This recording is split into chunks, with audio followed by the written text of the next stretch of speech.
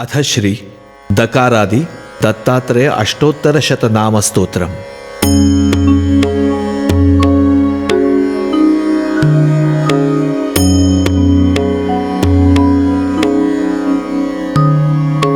दत्तं वन्दे दशातीतं दयाब्धिदहनं दमं दक्षं दरघ्नं दस्युघ्नं दर्शं दर्पहरं दवम् दातारं दारुणं दान्तं दास्यादं दानतोषणं दानं दावप्रियं दावं दासत्रं दारवर्जितम् दिक्पं दिवसपं दिक्स्थं दिव्ययोगं दिगम्बरं दिव्यं दिष्टं दिनं दिश्यं दिव्याङ्गं दितिजार्चितम् दीनपं दीधितिं दीप्तं दीर्घं दीपं च दीप्तगुं दीनसेव्यं दीनबन्धुं दीक्षादं दीक्षितोत्तमम् दुर्ज्ञेयं दुर्ग्रहं दुर्गं दुर्गेशं दुःखभञ्जनं दुष्टघ्नं दुग्धपं दुःखं दुर्वासोग्रं दुरासदम्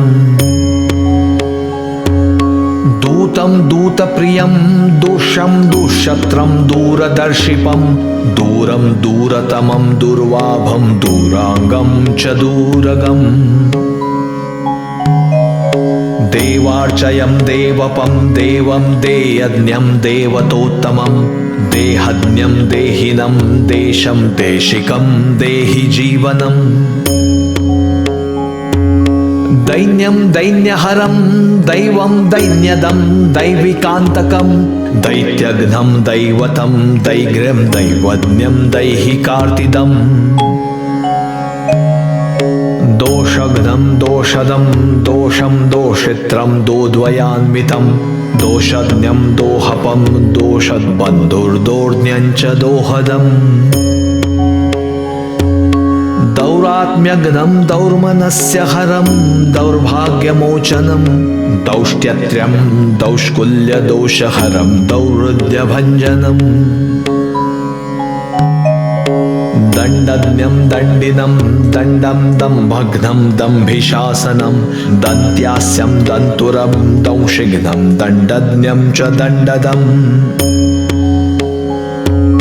अनन्तानन्तनामानि सन्ति तेऽनन्तविक्रम वेदोऽपि चकितो यत्र नुर्वाघृद्दूरका कथा। इति श्री वासुदेवानन्द सरस्वती विरचितं दकारादि दत्तात्रेय अष्टोत्तर शतनाम स्तोत्रं सम्पूर्णम्।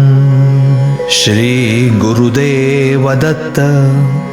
गुरुदेव दत्त गुरुदेव दत्त।